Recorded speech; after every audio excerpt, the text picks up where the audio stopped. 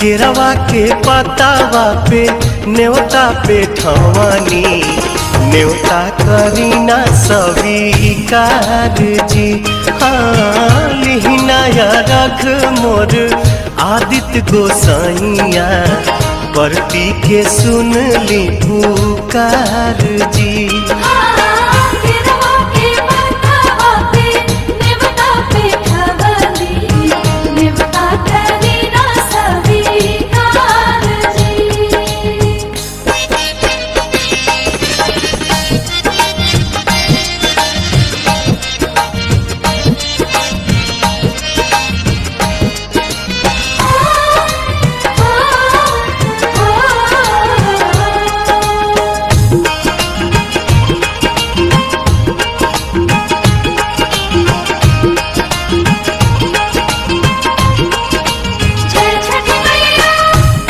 हम अरघ दुनो बेरा आदित तोहे सझिया फजीरे।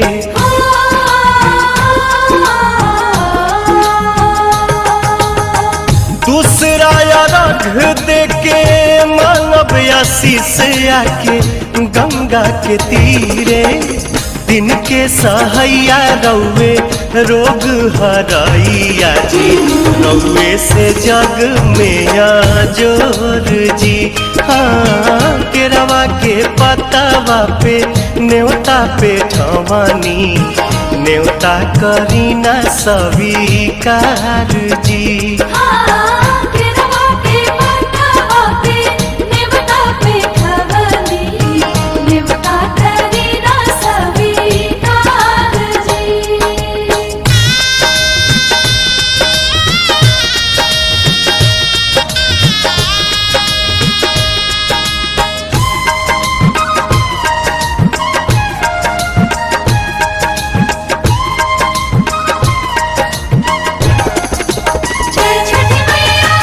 नजरी के कोर से करिले अजोर जग रौवे से जागेला।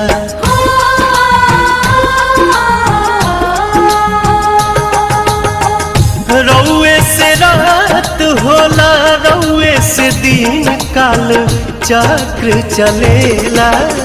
हर साल करब बरत आई छठी घटिया हमनी पकड़ब उपकार जी। हाँ लिहिनाया रघ मोर आदित्य गोसाइया परती के सुन ली पुकार जी।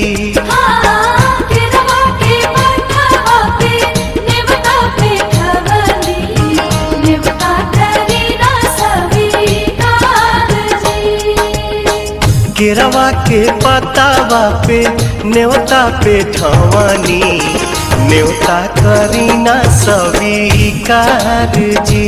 हाँ लिहिनाया रघ मोर आदित्य गोसाइया परती के सुन ली पुकार जी।